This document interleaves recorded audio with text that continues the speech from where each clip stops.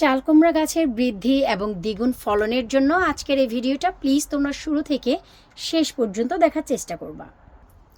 Hello everyone, আসসালামু আলাইকুম। কেমন আছো তোমরা সবাই? আলহামদুলিল্লাহ আমি তো আছি অনেক ভালো। আমাদের যেহেতু সামারটা চলে এসেছে, ভাই জুন মাস চলছে, এখন আমরা কম বেশি সবাই জানি ওয়েদার খুবই ওয়ার্স যাচ্ছে, অনেক খারাপ যাচ্ছে। তারপরেও হাতের এই সমস্যা নিয়ে দেখো স্টিল গ্লোভস পরেই কাজ করি। সরাসরি পানি লাগানো বা সরাসরি কাজ করাটা এখনও হয় না সার্জারির জন্য। তো কিছু কিছু গাছের যত্ন অন টাইমে যদি করে না দাও, দেখা যায় কি ফলনটা না ভালো হয় না।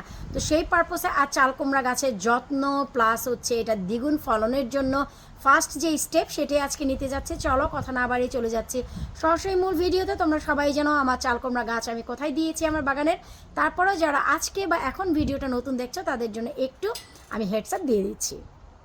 আমার গার্ডেনের একটা পাশ ধরে যেখানে স্ল্যাবগুলো থাকে সেখানে হচ্ছে অজস্র গাছের ফলন থাকে। এই যে তোমরা দেখতেই পাচ্ছ, শিমের মাচা, শিমের গাছ থেকে শুরু করে এই হচ্ছে আমার কনজারভেটরি, যেখানে কিনা গতবার দেখেছ অজস্র ডাটার ফলন, এবছরে এর ব্যতিক্রম নয়। তো এই যে মাচা, যেখানে গত বছর আমার সিলিন্ডার লাউ হয়েছিল, এবছর চিন্তা করেছি যে না, এবছর এই মাচাটাতে আমি শুধু চাল কুমড়া দিয়ে দিব। তো সেই পারপসে এই যে বড় একটি পট, এখানে আমি একটি দিয়েছি, আর এই পটে হচ্ছে আমি দুটি গাছ দিয়েছি। আর পাশাপাশি দেখতেই পাচ্ছ আমার হাতের, আমার বাগানের যে ডাটা, সেই ডাটাগুলো, এগুলো যে অনেক দিন রাখবো তা না, এগুলো আমি খুব সহসাই আর বেশ কিছুদিনের ভিতরে তুলে খেয়ে ফেলবো। এখানে আমি খুব সামান্য ডাটা করেছি যেন আমি কুইক করে একদিন খেতে পারি। সো এখন আমি তোমাদের সাথে যে ভিডিওটা শেয়ার করছি সেটা হচ্ছে দ্বিগুণ ফলন এবং যত্নটা ফার্স্ট পর্যায়ে আমরা যেটা করব সেটাই।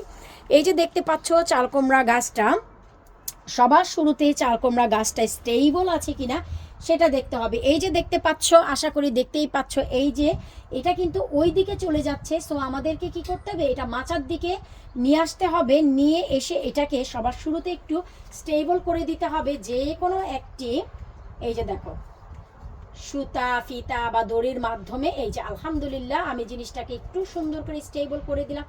অনেক বেশি টাইট করে বাঁধা যাবে না, আমাদের ডগাটাকে লুজই রাখতে হবে, কারণ খাদ্য বস্ত্র এসব পেয়ে তারা কিন্তু বাড়তেই থাকবে। এরপর আমাদের দেখতে হবে নিচের দিক থেকে বেবি লিপ বাদ দিয়ে 1 2 3 4 5 6 7 8 9 10 11, এই যে দেখো 11টা পাতা হয়ে গেছে। এখন ফার্স্ট আমাদের যে কাজ, এটা আমরা কিন্তু কেউই অজানা নয়। বেসিক্যালি 10টা পাতার পরই তোমরা প্রুনিং করতে পারো, কিন্তু যাদের মাচা একটু বেশি উঁচু, সেই উঁচু পর্যন্তও তোমরা রাখতে পারো। তারপর যেই কাজটা আমি করছি, এই যে দেখো মাথার দিক থেকে আমি কেটে দিচ্ছি, পুরো মাথাটাকে কেটে দিলাম আমি 45 ডিগ্রি অ্যাঙ্গেলে। এই অ্যাঙ্গেলে কাটার একটা রিজন থাকে যেন বৃষ্টির পানি এখানে ঝরে এই জায়গাটায় আটকা না পড়ে যায়, তাই এখন বৃষ্টির পানি গড়িয়ে নিচের দিকে পড়ে যাবে। যেহেতু এখন বৃষ্টি হচ্ছে, মাত্র বৃষ্টি থেমেছে, টানা 100 ঘন্টা যাবৎ বৃষ্টি হচ্ছে, তো বৃষ্টি থেমে একটু ওয়েদারটা ঠিক হয়েছে, কিন্তু আবার ঝিরি ঝিরি বৃষ্টি পড়ছে। এখন আমি এখানে হলুদের পাউডার দিলে আলটিমেটলি কোনো কাজ হবে না, তাই আমি যে কাজটা করলাম এটাকে বলা হয় 1G কাটিং। একটা গাছের বৃদ্ধির জন্য এটা হচ্ছে মোস্ট ইম্পর্টেন্ট 1G কাটিং করাটা। তো এই হচ্ছে 1G কাটিং করার পর আমি আরও দুটি গাছ দেখাচ্ছি যেটা কিনা আমার পাশের পটে রয়েছে। এই যে দেখো, এই যে, তো এটার 1G কাটিংয়ের টাইম এখনও হয়নি। আর এই যে যেটা পাশে রয়েছে এটা মোটামুটি ছোট, এই যে এখনও বড় হয়নি, মেন মাটিতে বসেছে। গাছগুলো দেওয়ার পর থেকেই একদম টানা বৃষ্টি পাচ্ছে, এটা যে বেঁচে আছে I am so pleased two be honest. আমি এটা বিলিভও করি নাই যে গাছটা আমার বেঁচে থাকবে। তো যাই হোক, এখন আমাকে যে কাজটা করতে হবে, এই যে দেখতে পাচ্ছ আমি নিচের দিকের যে পাতা, এই যে দেখো, শুধু এই পাতা, এই পাতা, এই পাতা, এই নিচের দিকের পাতাটা আমি এখন ফেলবো। আমি কিন্তু আরও ছাঁটাই বাছাই করব। তোমরা সবাই জানো নিচে 10 পাতা পর্যন্ত শুধু ডাল রাখতে হয়, পাতার কোনো দরকার নেই। কিন্তু এখন যেহেতু অজস্র বৃষ্টি হচ্ছে, তাই এই পাতাগুলোর উপর দিয়ে ঝড় বৃষ্টি যাবে, মেইন যে শাখা প্রশাখাগুলো এইগুলো ভালো থাকবে। তবে হ্যাঁ, এই যে নিচের দিকে কিছু শাখা হচ্ছে, এই শাখাগুলো না আমাদের প্রয়োজন নেই। এই যে দেখো, এই যে নিচের দিক থেকে যে কিছু শাখা, এই যে এই শাখাগুলো আমাদের প্রয়োজন নেই। এই যে দেখো নিচের দিকে এই পর্যন্ত আমি একদম 1 2 3 4 5 6 7 8টি পাতা পর্যন্ত আমি দেখো শাখাগুলো কিন্তু কেটে ফেললাম, কোনো শাখা নেই। আর এই পাতাগুলো আমি কাটবো, কেটে খেয়ে ফেলবো, ভর্তা বা শাক। তোমরা জানো কিনা জানি না, লাউ কুমড়া গাছের পাতার চাইতে চাল কুমড়া গাছের ডগা পাতা অনেক বেশি টেস্টি হয়। ফলন না হলেও তোমার কি বলে শাক খাওয়ার জন্য বেস্ট একটি ভেজিটেবল হচ্ছে এইটা। এরপর আমি কি করব, এই যে দেখো একটা নিড়ানি নিয়েছি, এটা দিয়ে আমি আলতো করে নিড়িয়ে দিব। যদি আশেপাশে মনে করো যে কোনো প্রকারের তোমার কি বলে আগাছা আছে, সব ফেলে দিবা। আমার কিন্তু এই যে পটে আছে এগুলি কিন্তু আগাছা না, এগুলো আমি নিজেই ডাটা করেছি, এটি তুলে ফেলবো। গাছ এখনো ছোট আছে, তো ওইখানেও আমি এত প্রেশার দিব না। এই যে দেখো ভালো করে আমি আলতো করে কিন্তু মাটিটাকে একটু এয়ার সার্কুলেট করে দিচ্ছি, যেন নিচের দিকে সুন্দরভাবে এয়ার পায়, শিকড়গুলো বাড়তে পারে। এই যে দেখো সুন্দর করে আমি এটাকে একটু নিড়িয়ে নিয়েছি। নিড়িয়ে নিয়ে এখন একটি আমি এখানে খাবার ব্যবহার করব, সেটা কি সেটা আমি তোমাদের দেখাচ্ছি। আর সেটা হচ্ছে এই যে দেখতেই পাচ্ছ, এখানে হচ্ছে ফিশ ব্লাড বোন আছে, আর আছে চিকেন মেনুর। এই দুইটা জিনিস এখন আমি দিচ্ছি। বেসিক্যালি এখন হচ্ছে আমি ম্যাজিক শার্ট দিতাম, এই পর্যায়ে লিকুইড কোনো খাবার দেওয়া যাবে না। টানা 100 ঘন্টা বৃষ্টির পর তোমাদের শুকনো খাবারই ব্যবহার করতে হবে। আমি হচ্ছে তোমার কি বলে এই খাবারটা এখন দিব, তারপর নেক্সট উইকে আমি হচ্ছে টিএসপি সার ব্যবহার করব, অবশ্যই তোমাদের সাথে শেয়ার করব। এই যে দুইটাকে আমি একটু মিক্স করে নিলাম।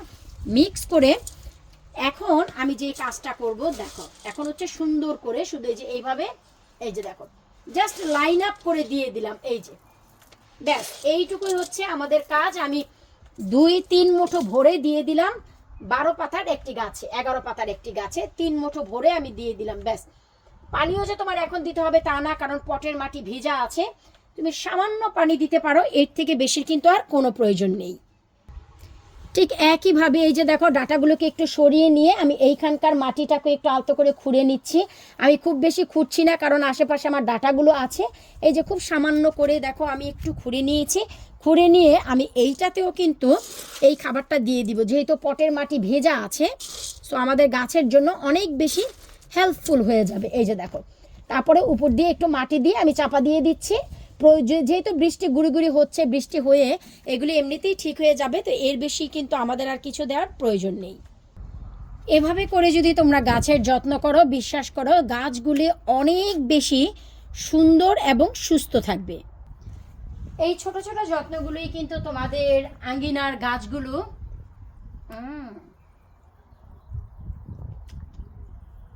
বাগান করার এই হচ্ছে মজা। বাগান করতে আসি আমি হচ্ছে একটা একটা করে এরকম কি বলে স্ট্রবেরি খাই।